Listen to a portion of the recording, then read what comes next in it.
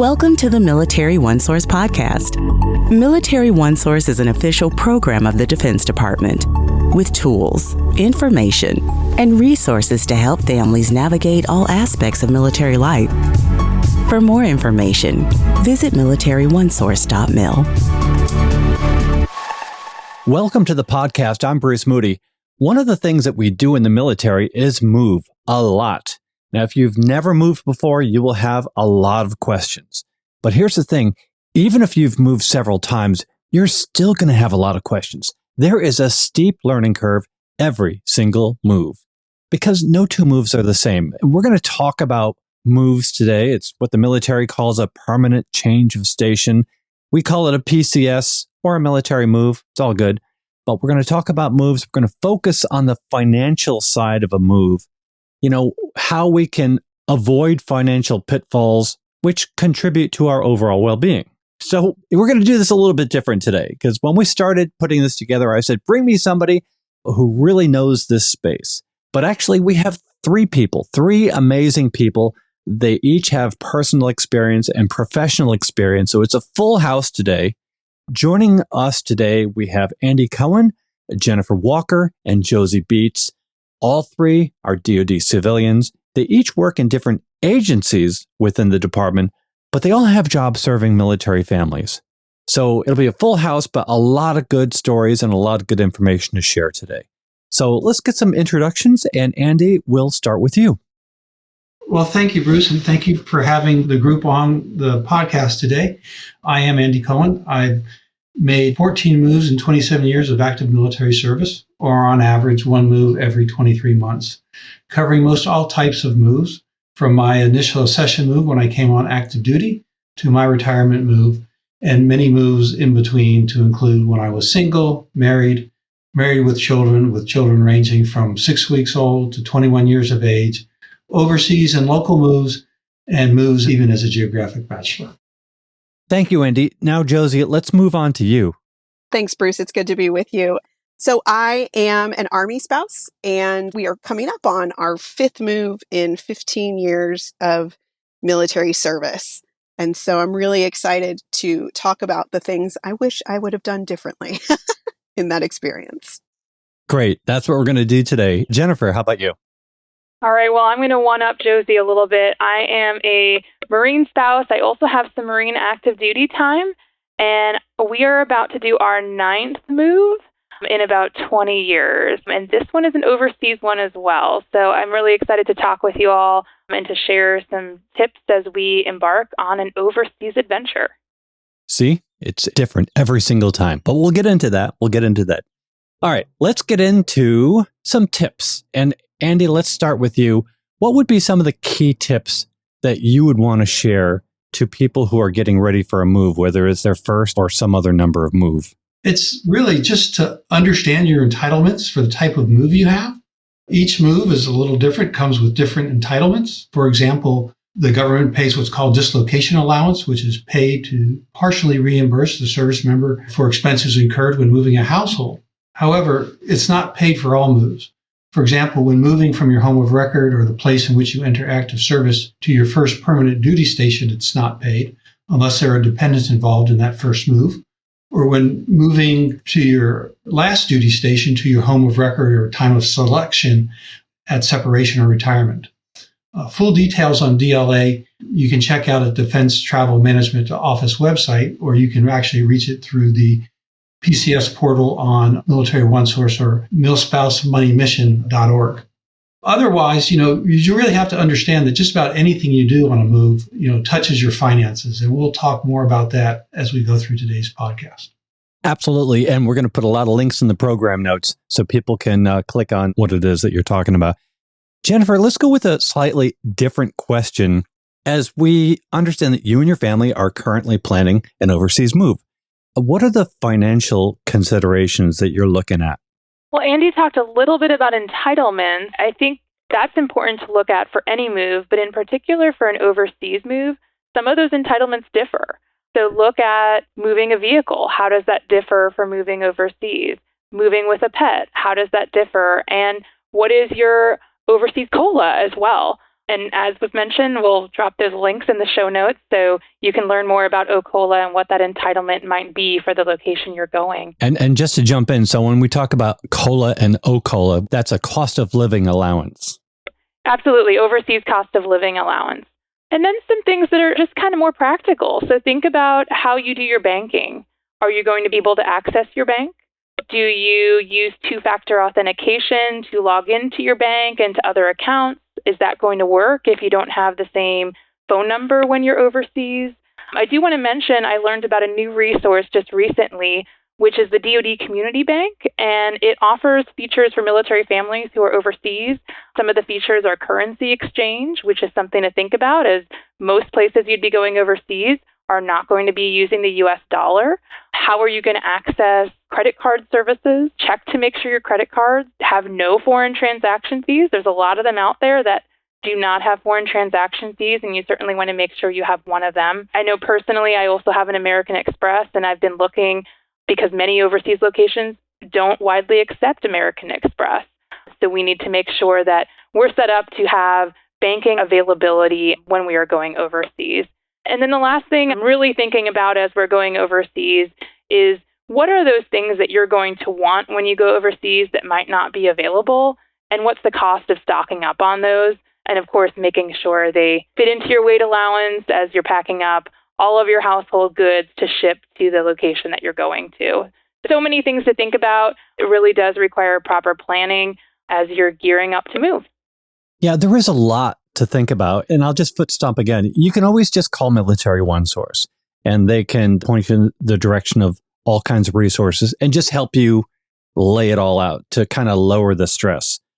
Josie, let's get into that. What would be your number one tip for lowering financial stress when we're talking about a military move? It's really important for me now, with the knowledge that I have about how our family goes through a PCS. It's really important for me to know that I have good funds available in case something goes wrong, right? I do that by saving ahead of time. And I use a couple of apps actually to help me save. I've gotten really good as I've gotten older of paying myself first and making sure we're investing in our 401k and in our savings account. But it's always important for me to have, even in the savings account, a sort of PCS emergency fund. This is based on several experience, the most important of which was PCSing with, I think, a 6-week-old. Andy, when you said moving from like a 6-week-old to a 21-year-old, I actually may have shivered, because moving with a newborn is one of the craziest things that anyone has ever done. And our newborn got a little bit sick. We had to stop, pressure wash everything, buy some new things, maybe stop for a night in a place where we hadn't expected. And it really hit our budget. I hadn't planned for that. And it really stressed me out for the rest of the trip.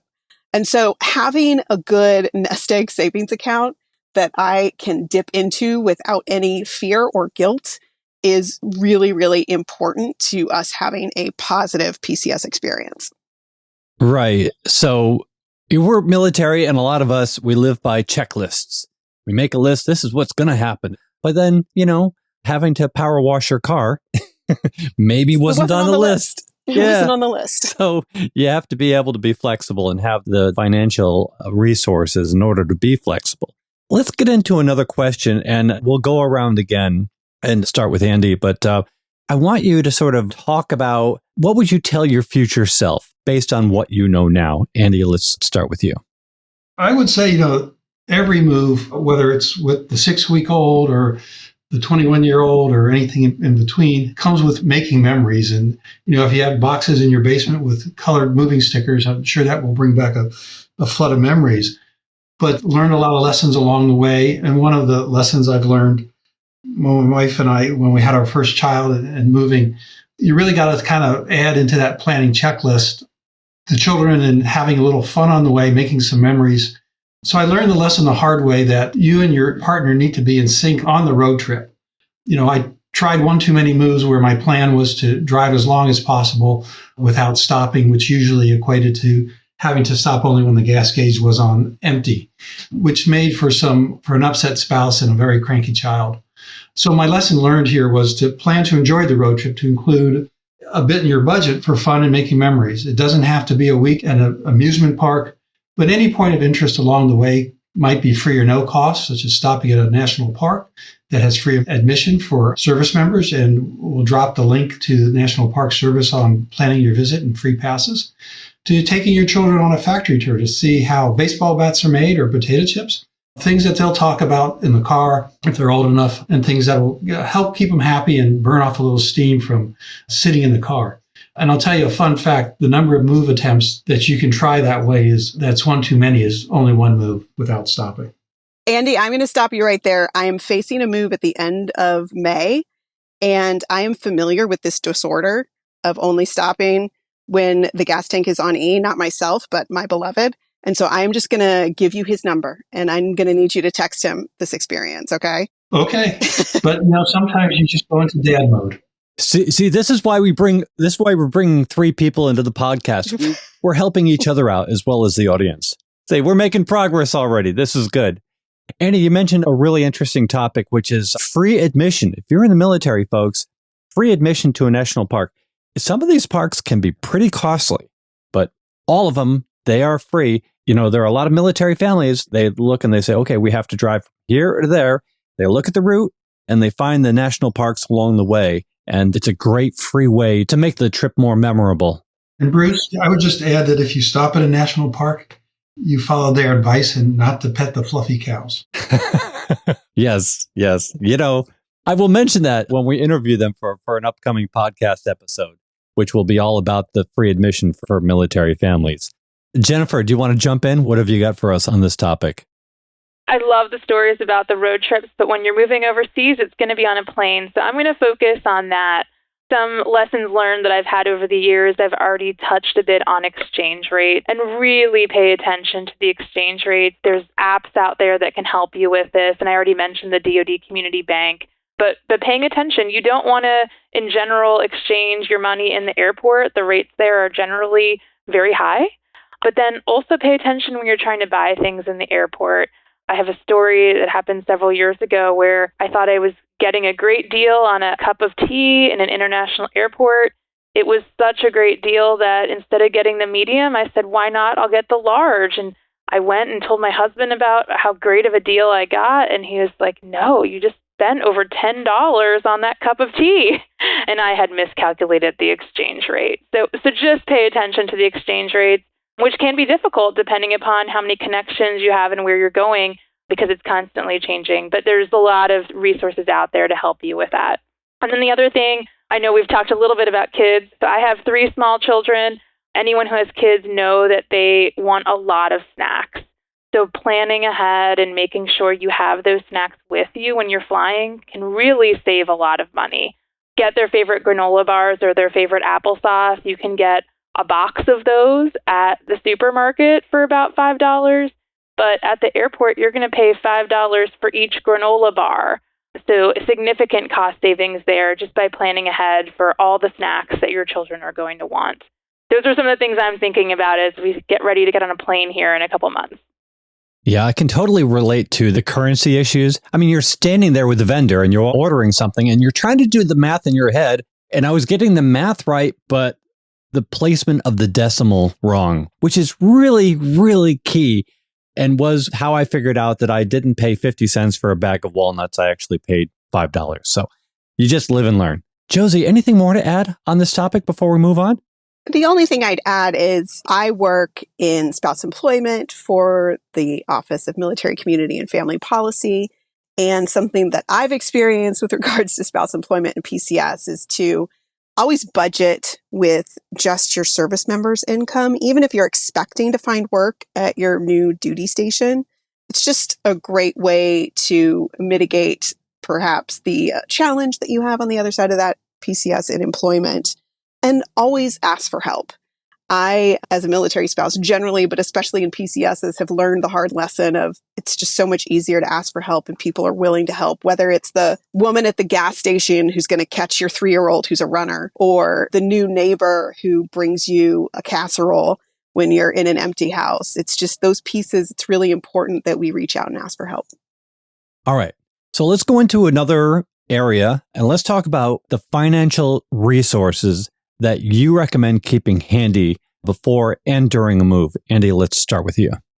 First, in talking about resources, when we talk about financial resources, we're talking about those people that can help you with any part, because again, we talked about just about everything related to a move is related to your finances, whether or not it's your benefits, the number of travel days you have, the per diem rate, and those things. And the department has a robust array of resources with details on all the topics we talk about in this podcast to make it easy.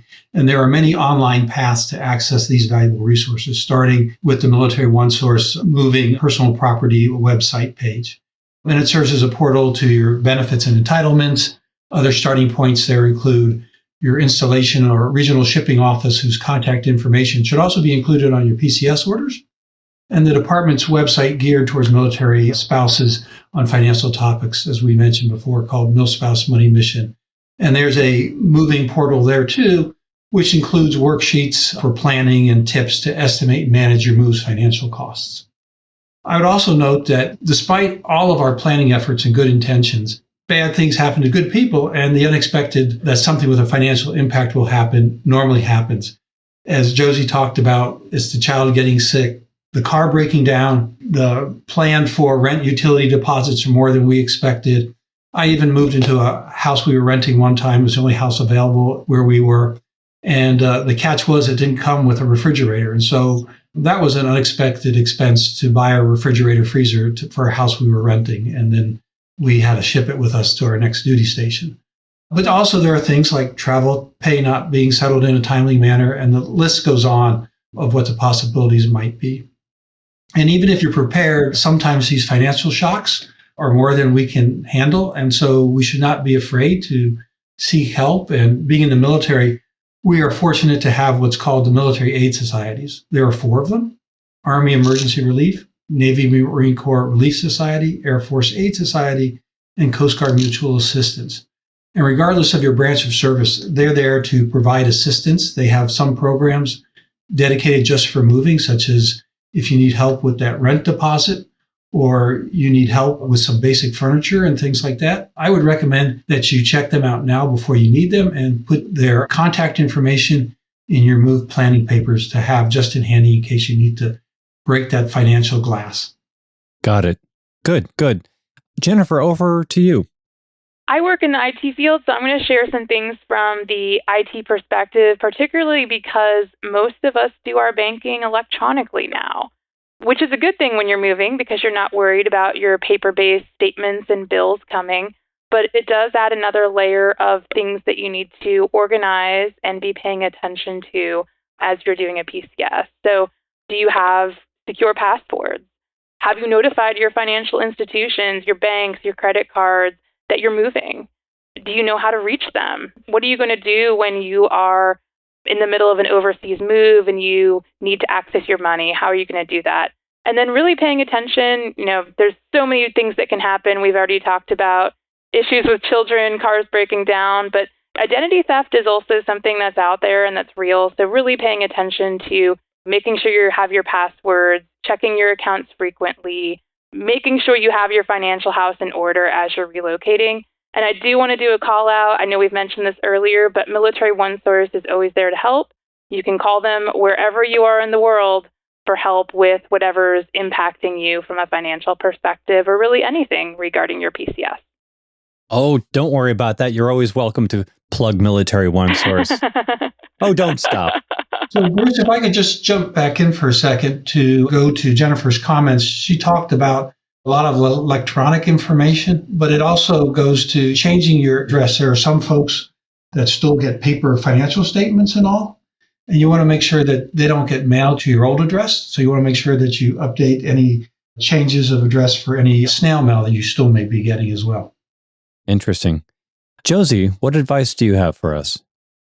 I was just writing myself a note because that is a great tip, Andy. And I'm not thinking of my financial statements. I do get all of those online, but I have a bunch of subscribe and save, I think they call it, things where toilet paper gets mailed to me every month so that I don't have to buy it at the store, things like that. And I need to change those. So anyway, I put that on my list. But speaking of the list, I think every military family has a version of the folder that has all the important papers in it. And that is really what helps me through a PCS. I will say it's organized at the beginning of the PCS. It is not organized at the end of the PCS because I just shove every piece of paper I get into there. But it is so important, especially as you get those inventories from your movers, as you get information of your new lease or your new location, those utility deposits that Andy talked about. I've definitely experienced those pop up in a surprising fashion. So I think having a good folder and then allowing it to be discombobulated for a while is important. Also, I just want to plug the VA loan benefit that our service members have access to. We are, during this PCS that's happening a little bit later this month, we are moving back into a house that we were able to purchase because of the VA loan. And the lowered level of stress that I am feeling with this PCS, with not having to find housing when we move back to a location that we've been before and back into a house that we've had before, it's changing my life in very positive ways. And so just want to remind folks of that, which I'm sure they know about, but I'm actually surprised at how great it's been for us for this PCS. That is a first. I've never known anyone to PCS back into a house that they previously owned. That's amazing. We are unicorns. And that's kind of the point. You know, every move is different. Everybody's situation is different for every move. And you have to give yourself the grace to prepare, to know the resources that are available. And I hope we touched on all of that in this conversation today. But I just will invite any brief final thoughts as we wrap up our conversation. And Andy, let's start with you. We've covered a lot, but I will tell you, we probably didn't scratch the surface. So we tried to keep it at a high level, but make it very personal. But again, I think it all comes down to planning. And of course, as military members, we love to plan. And at times, you know, they say the plan kind of goes out the window at first contact. So you need to have, I guess, branches and sequels, as we would say in the Army. Don't lose sight of the plan, but you have to be kind of flexible as you go. Good. Jennifer, your turn. Well, first I want to say good luck to Josie as she embarks on a PCS. And I think if we re-recorded this in about 6 months, we'd probably have a whole new set of tips and tricks to share with other military families because no move is the same. It does require planning, but also just an ability to be flexible because nothing's going to go exactly according to plan. But this has been great. I hope this is helpful to all the families out there who are getting ready to embark on a move this year. And Josie, why don't you share with us any final thoughts? I'm just going to echo what Andy and Jennifer said. Be flexible and also forgiving of yourself, right? We are planners by nature, military spouses especially, and our service members.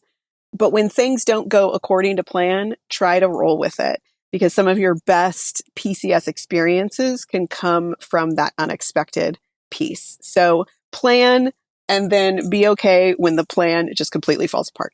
If I could just throw one more final thing. Yeah, go ahead. Josie said, be forgiving of yourself, but I would also say, be forgiving of your spouse or partner. Oh, yes, most definitely. So I said that was the last question, but I actually have another one. We're talking about the big move, like overseas, but a move is a move. And even if you're moving across town, you're still moving. It's just as much of a move. And I just welcome any of the three of you to just jump in and basically to talk about the importance of taking a small local move just as seriously as a big overseas move.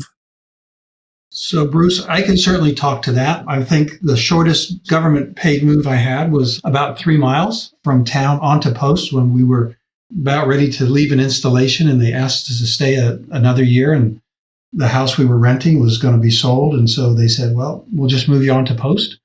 And it comes with its own challenges. There were no staying overnight in a hotel or having to drive to stop for the kids to be entertained and stuff. But it comes with its own set of challenges because you kind of think like, well, if I don't get it all, I can kind of go back and forth. And so you end up making kind of a lot of unexpected trips that some may cost you a little extra money to do, as opposed to we got to make sure everything fits in the car or fits on the moving van because there ain't no turning back to get something you forgot.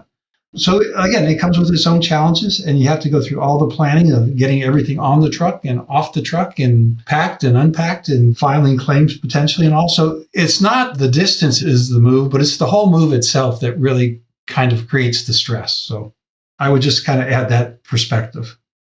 Excellent. Well, we will reconvene when Josie completes her move, and we'll do this again. Sounds great. All right. Thanks so much, Andy Cohen, Jennifer Walker, Josie Beets. Thank you so much for joining us today. And I want to remind you that Military OneSource is an official resource of the Defense Department. We love to hear from you. We have a link in the program notes. Click on it, send us a question, a comment, maybe an idea for a future episode. Maybe you want to hear about Josie's move. And be sure to subscribe to this podcast wherever you listen to your podcast, because we cover a wide range of topics to help military families navigate military life. I'm Bruce Moody. Thank you so much for listening. Take care. Bye-bye.